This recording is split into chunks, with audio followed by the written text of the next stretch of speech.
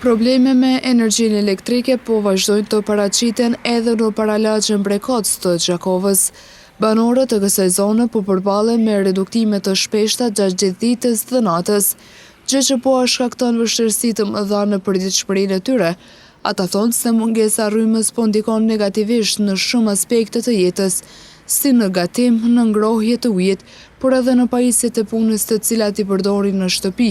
Njëri nga banorët me shqetësim ka shprehur pakënaqësitë e tij duke theksuar se kjo situatë po zgjat prej muajsh dhe nuk po shohim ndonjë përmirësim.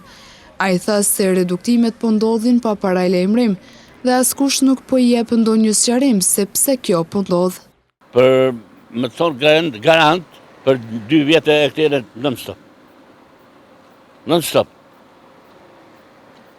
Jo ka defekte. Pe orës në mon e dhe në 3. Në absolut s'këm. Çdo herë 2 javë. Në domthon javë 2 herë. 3. Edhe ka bovaki edhe 3. A shen ekipe duke punu? Kur? Mos na shohim. Mes tjerësh kjo punë po vështirëson jetën e banorëve. Po shtëpia private, ka markete, ka biznese që tash për shembull marketet, 2 marketet, ka edhe marketin në të kafeteria tana, ama mund nuk e nalet, ku të nalet. Ka edhe lagje të tjera që bojnë edhe të firë zanë më klice, sa shumë the, ama mirë, po që tash, lagja për kohë që tash katastrofë. Nizdiri tha se edhe dëmët janë të mëdha.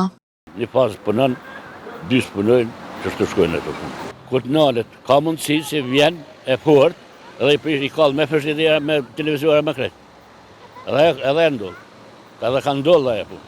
A keni lajmëruar sa keni bon dhe kërkesës e me Kem bon, po së merë kush parasysh këtë punë, heqë. Po këshyrim edhe kush gjë heqë. Absolut heqë tjetër.